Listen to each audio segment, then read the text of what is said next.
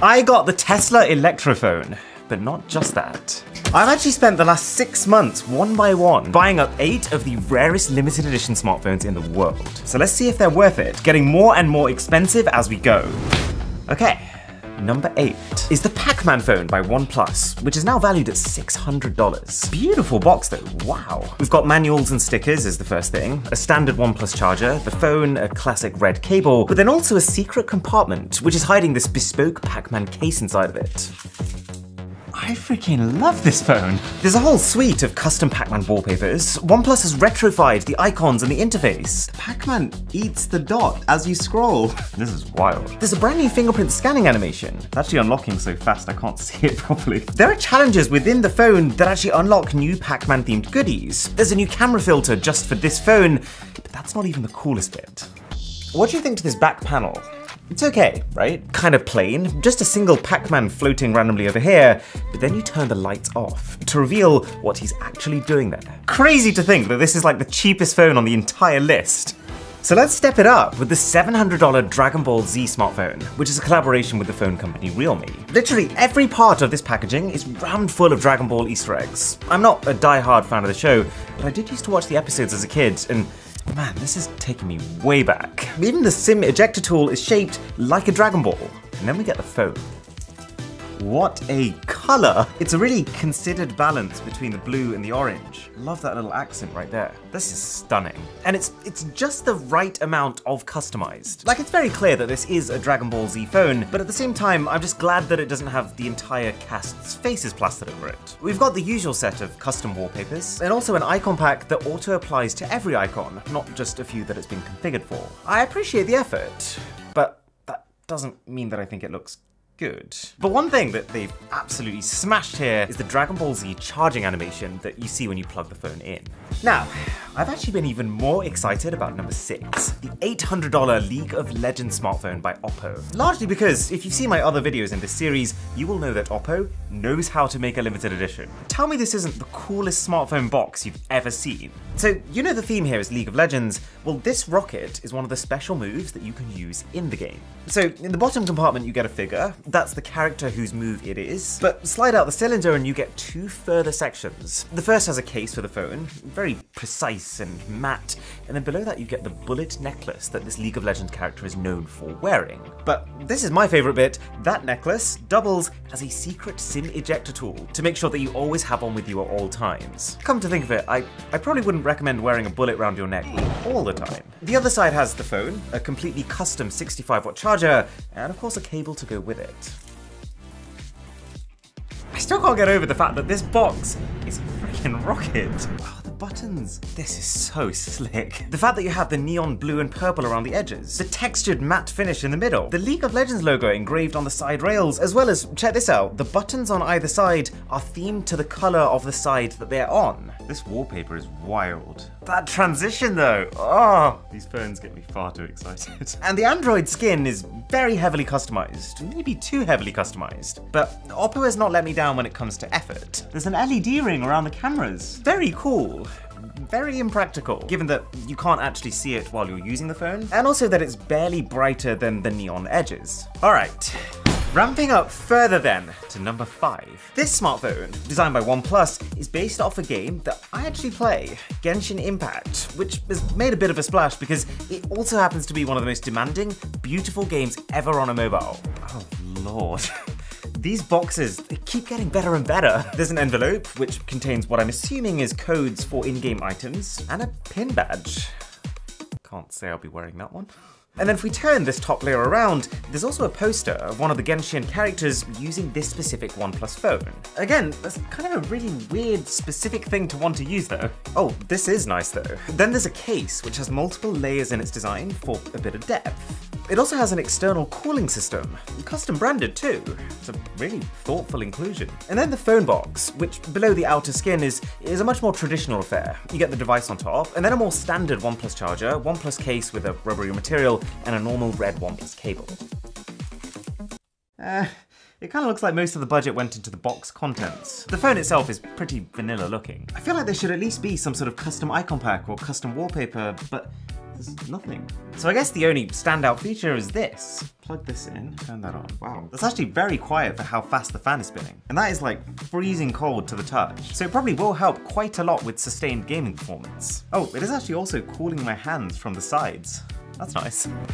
Okay, your eyes are not deceiving you. This is the actual box of smartphone number 4. We're now getting to the extremely hard to find rare phones, hence the $1,200 price tag.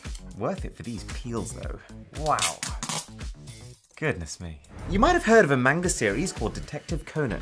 It's literally been running since 1996, hugely popular in Japan. And this building you're looking at is an extremely faithful 3D recreation of the secret detective agency that the main character works from, right down to the coffee shop that they actually use as a disguise. It opens from the top with an insert just containing a couple of manuals. The phone is the next thing you see, but we'll get to that in a minute. Alright, so the second layer has 4 key things. A keyring with a pickle on it, Conan's iconic bow tie, memorialized as a fridge magnet, probably the most elaborate SIM ejector tool that I've ever seen, and then a very custom case with even a custom texture on the inside. But we can go deeper, my friends. And my gosh, this would be heaven for a Conan fan. There's a custom blue and red cable, dare I say suspiciously close to Spider-Man colors, a custom 65-watt fast charger. I'm starting to enjoy these charger peels. Very underrated. And then a pair of holographic earphones. All right, let's see this phone. Gotta set it up. What's going on here? This is weird. Deduce the password to gain access. Well, that's a new one. So if I click deduce, love is blank, but 0 is start. Is that even English? It says the password is a single digit. 6? Am I being denied access to the phone I just paid $1,200 for? What if I just try 0? 0 is the only other number in there. I'm in! That was weird. So, I just looked that up, and that is a puzzle to see if you are enough of a detective to be able to use the Detective Conan phone. Clearly I am. Oh, I like this home screen better. It's much more flat and less in your face. I've just realized something about this phone's back. This is not just glass. This is electrochromic glass, which means that if I tap one button on this phone, it can change its own chemical arrangement to modify its color. You can also apparently change it just by saying a specific command using the phone's voice assistant. I think that's the coolest phone yet. Moving up to $1,400 now, this is the Transformers Decepticon smartphone by the company Red Magic. I had a brief look at what it does, and this is going to break some boundaries. But just for context, the Decepticons are basically just the bad guys within the Transformers universe, hence the shady dark color theme. Alright, so first up is a pin badge. Quite a dense quality pin badge, actually. We've got an insert that has manuals, a page of stickers, and a case. Man, I love how confident the design is here. It makes this feel like a proper Transformers experience, and not just like a normal phone box with the skin on it. There's a secret compartment with the charger. It's incredibly heavy, and it's also the first time I've seen a metallic finish like this. A braided cable beneath that. Again, tons of attention to detail here. I might go as far as to say that this box is even cooler than the Conan box. It even has little metal logos built into it. And then on the other side, another hidden compartment containing what they call a turbo cooler. Again, keeping with the whole metal theme. Okay, right off the bat, this is a spicy looking phone. There's so many different textures and details all in one place. And notice how it's designed so that in the light, it's incredibly reflective and vibrant, but then as soon as I tilt it, it becomes enveloped in shadow. This is a very gamery kind of home screen, but it actually calls to me. Red Magic has really tightened up their game recently. This doesn't look nearly as garish as their old phones used to. Wow, that keyboard is something though. Also some hidden LEDs inside of it. Nice touch. All right, so I have a very important test that I want to do with this phone. See, this phone has 3 different levels of cooling. You have just the phone as it is, with its large heatsink on the inside that passively takes heat away from the chip. You can dial it up though by turning on the fan on the inside, which apparently spins 20,000 times per minute, which is absolutely nuts. But then we can also pair that with this external cooling attachment, which is apparently using a centrifugal turbofan to achieve refrigeration levels of temperature reduction. So I'm going to run the same performance benchmark at each of these 3 levels versus Samsung's Galaxy S22 Ultra, and let's see how much difference they make. Okay, the Samsung's on the left, the Red Magic is on the right. Let's run that first test without any extra cooling. Whoa, the Red Magic is quite significantly ahead of the Samsung. Okay, internal fan on, let's run that again. You can tell the Transformers phone is running the test even faster. So the score on the Red Magic phone has gone up by about 5%. The score on the Samsung has actually gone down. I'm actually really excited to see what happens now then. Wow, that's such a unit. Wow, the volume of air being pushed out of here is like could dry my hair with this. Round 3, let's hit it. Okay, the gap now is just crazy. Oh my God. The Samsung score is just tanked. Whereas the Transformers phone, again, has gone up.